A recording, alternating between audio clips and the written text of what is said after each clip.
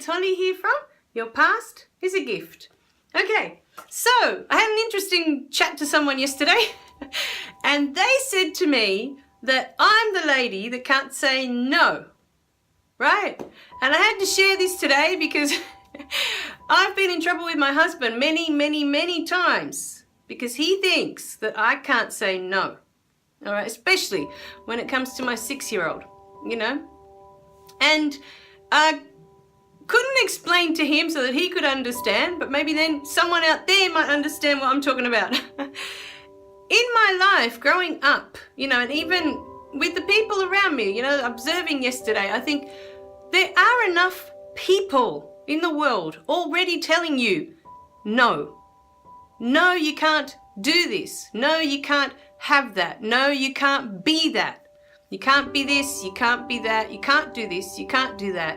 You shouldn't do this. No, you shouldn't do that. There are so many no's in your life. And I remember as a kid, when I was told no, it's such a crushing word. I wish people would understand how no makes you feel. The word no, you know. So I put it to you today because, funny enough, you know, I don't use the word no with my 6-year-old. I don't, right? But there are different ways of explaining something, of expressing something, of making the person understand, you know, and then letting them have a choice, letting them choose. It's their life, you know, especially if you're talking about grown-ups, it's their life. You know, 6-year-olds different. They still need to learn about the world, what's safe, what's not safe, all these things. But even with my daughter, I will tell her, be careful. If you run out onto the road, you'll be hit by a car and you'll die. It's that simple. You know, I can't imagine a 6-year-old being run over by a car and she's going to survive. So the visual of it, you know, and of course when you die, you don't come back, right? Is what I explain. So be careful. If you're going to run across the road like that and not hold my hand and not pay attention, you're going to get hit by the car, you're going to die, and you don't come back. And I'm going to be very sad. You know, I'm going to miss you, I say to her. Or, for example, you know, if she's trying to do something at home, I've just finished ironing, the iron's, you know, there. Be careful. It's very hot. If you touch it, you're going to burn your hand. We're going to end up in the hospital because the burn's going to be very bad. So there are ways of saying, no, don't touch that without using the word no. And I think in my head, a switch went off when I was quite young. I was 10 and I had a piano teacher.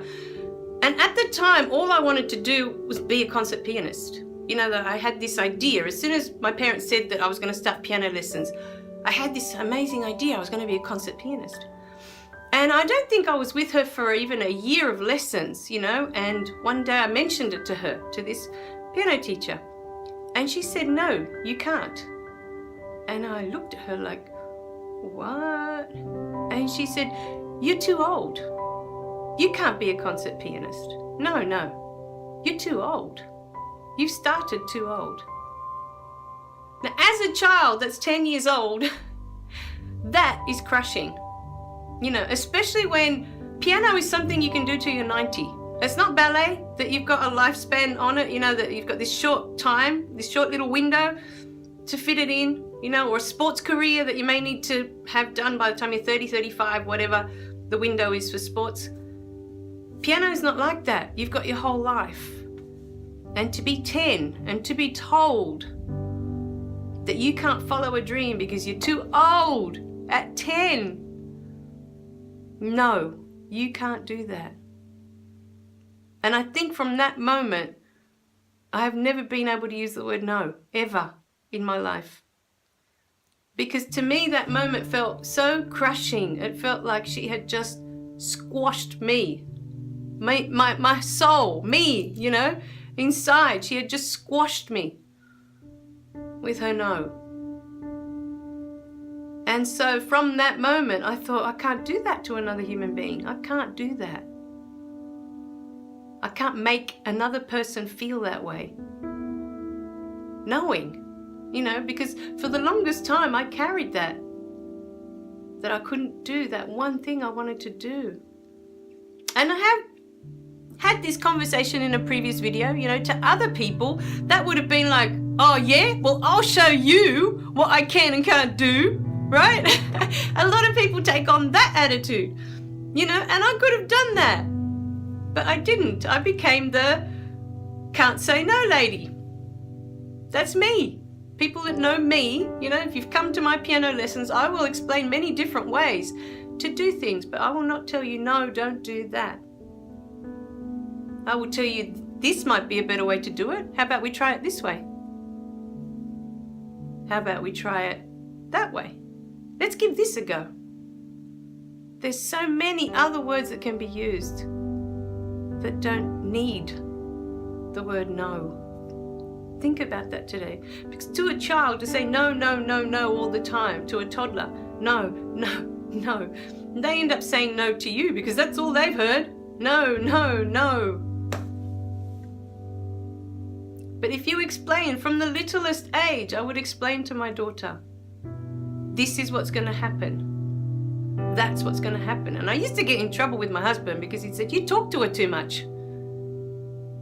But I treat her as a human being. I treat her, the way I would have liked to have been treated. There's a choice. This is your choice. Choose. Not choose wisely or just choose.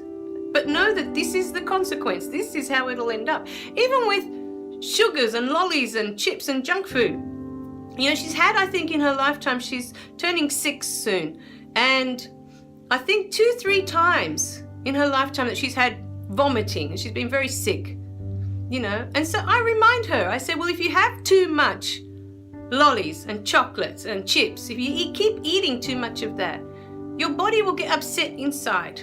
Your tummy won't be happy, and all the other bits that have to keep you alive inside, and you'll end up vomiting. Do you want to end up vomiting? Well, then keep eating that. I don't tell her don't eat it, but I tell her that's what's going to happen if you eat too much. And so she sits there and she thinks about it and she's like, no, I don't want to be sick.